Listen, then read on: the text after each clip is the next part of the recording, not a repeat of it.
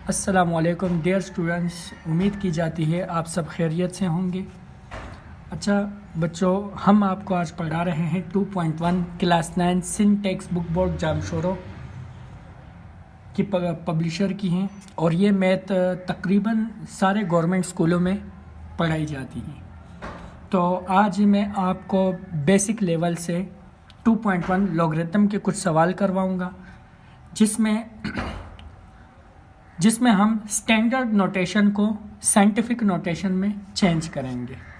सबसे पहले तो जो वैल्यूज़ हमें दी गई है 9 पे सवाल क्वेश्चन नंबर 1 में 9700 ये स्टैंडर्ड नोटेशन में है। इसे हमने साइंटिफिक नोटेशन में लिखना है। अब साइंटिफिक नोटेशन में लिखने का तरीका ये है कि हम सबसे पहले इस नंबर्स की पहली वैल्यू को लिखेंगे 9 और एक वैल्यू के बाद हम डेसिमल पॉइंट लगाएंगे। ये साइंटिफिक नोटेशन का रूल है। एक वैल्यू के बाद डेसिमल पॉइंट लगाने के बाद एक्सपोनेंट लिखेंगे और 10 की पावर। अब 10 के ऊपर जो पावर लिखी जाती है उसका तरीकाकार ये है कि आपने डेसिमल पॉइंट की लोकेशन देखनी है। लोकेशन कहाँ पर है? हमें यहाँ पर कहीं पर भी डेसिमल पॉइंट नज़र नहीं आ रहा। तो अगर कहीं पर भी डेसिमल पॉइंट ना हो तो इसका मतलब यह है कि बिल्कुल आखिर में इसका डेसिमल पॉइंट पड़ा हुआ है। तो हम डेसिमल पॉइंट को जो है राइट से लेफ्ट की तरफ ले जाएंगे। ये रहा, राइट से लेफ्ट की तरफ आया। तो राइट से लेकर लेफ्ट तक दरमियान में जितने भी हिस्से आते हैं वो दरअसल एक्सपोनेंट की पावर है, 10 की पावर है। तो हम गिनेंगे 1 2 3 3 है तो 10 की पावर 3। ये आपकी आ गई साइंटिफिक नोटेशन में। इसी तरह दूसरा सवाल हल करेंगे 4.9 एक्सपोनेंट। बिल्कुल जैसे मैंने आपसे कहा कि हम राइट से लेफ्ट की तरफ ले जाएंगे तो राइट से लेफ्ट की तरफ ले जाए 4.9। तो दरमियान में जितने भी हिस्से आते हैं 1 2 3 4 5 6 1 2 3 4 5 6 तो हम लिखेंगे 4.9 एक्सपोनेंट 6। इस 10 की पावर 10 को एक्सपोनेंट पढ़ते हैं। इसी तरह तीसरे सवाल पर आते हैं। तीसरे सवाल में हम लिखेंगे 9.6 एक्सपोनेंट। अच्छा, जो बाकी जीरो है वो नहीं लिखे जाते, उनकी जगह एक्सपोनेंट आ गया तो इसका मतलब बाकी इतने जीरो आगे हैं जिसमें 6 भी काउंट किया जाएगा।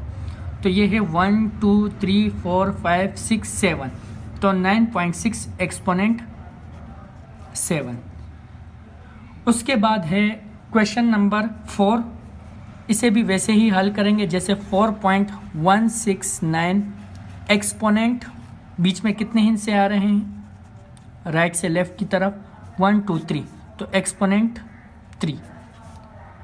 ये आपके 4 सवाल हो चुके हैं। 5वें सवाल पर आते हैं। 5वां सवाल है 8430 तो हम लिखेंगे 8.4 एक्सपोनेंट। कितने हिस्से बीच में आ रहे हैं? 1 2 3 4 तो एक्सपोनेंट 4। छठा सवाल है 0.00643। अब यहाँ पर हमें डेसिमल पॉइंट नज़र आ रहा है। डेसिमल पॉइंट दरअसल पहले है और बाद में ज़ीरो आ रहा है, तो इसे थोड़ा सा हम डिफरेंट तरीके से हल करेंगे। हम क्या करेंगे कि डेसिमल पॉइंट को हम लेफ्ट से राइट की तरफ ले जाएंगे और एक ही डिजिट के बाद रखेंगे जो ज़ीरो से बड़े हों। तो ये रहा 6.43। अब चूंकि डेसिमल पॉइंट लेफ्ट से राइट पर गया है तो हमारे पास जो एक्सपोनेंट की पावर होगी वो नेगेटिव में काउंट की जाएगी। तो 6.43 एक्सपोनेंट कितने डिजिट्स बीच में आए? 1 2 3 तो हम लिखेंगे एक्सपोनेंट -3। ये आपके 6 सवाल हो चुके हैं।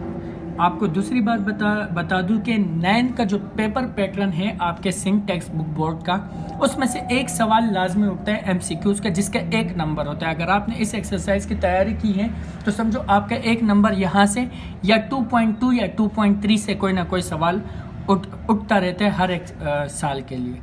चूँकि हम 2025 की तैयारी कर रहे हैं तो आप 2.1 2.2 2.3 तीनों करवाएंगे, क्योंकि चूँकि पहले पेपर हो रहे और टेस्ट के एडिशन है तो उसी वजह से जो है ना वो सवाल को घुमा फिरा कर दे सकते हैं। अच्छा, लाजमी नहीं है कि वो आपको बुक से उठा कर दे, वो आपको कोई भी वैल्यू चेंज करके दे सकते हैं, क्योंकि MCQs इनके चेंज होते रहते हैं।